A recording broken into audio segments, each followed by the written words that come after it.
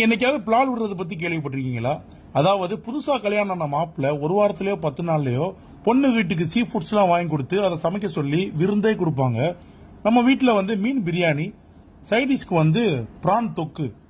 ஒவ்வொரு பிரானும் அவ்வளவு பெருசா இருந்துச்சு. இதெல்லாம் ஆர்டர் கொடுத்து தான் வாங்க முடியும்னு சொன்னாங்க. செம்ம டேஸ்டும் கூட. அவர் சைடுக்கு ஆனியன் ரைத்தா, அடுத்து கத்திரிக்காய் கட்டா.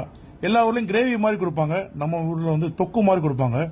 சும்மா சொல்லக்கூடாதுங்க, டேஸ்ட் அல்டிமேட்டா இருந்துச்சு. இந்த தக்காளி ஸ்வீட் இதுக்கு முன்னாடி நீங்க சாப்பிட்டு இருந்தீங்கன்னா மறக்காம கமெண்ட் பண்ணுங்க.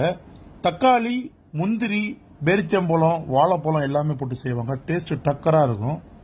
நாங்க பெரிய தட்டுல சப்ளை பண்ணுவோம். அது நம்ம ஊர்ல சகன்னு சொல்லுவோம்.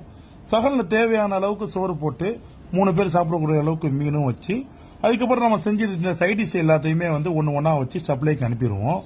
சாப்பிட்டு முடிச்சுட்டு எக்ஸ்ட்ரா வேணும்னு கேட்கறவங்களுக்கு சோறா இருக்கட்டும், மீனா இருக்கட்டும், ராலா இருக்கட்டும், எவ்வளவு இருக்கோ இருப்புக்கு தகுந்த மாதிரி நாங்க சப்ளையும் பண்ணுவோம். எல்லாருக்கும் சப்ளை பண்ணி முடிச்சுட்டு கடைசியா சப்ளை பண்ணவங்க எல்லாம் சாப்பிடுவோம். அப்போ எதெல்லாம் எக்ஸ்ட்ரா இருக்கோ அதெல்லாம் நம்ம தட்டுக்கு கொண்டு வந்து ஆசை தீர சாப்பிடுவோம். அது ஒரு தனி ஃபீல்.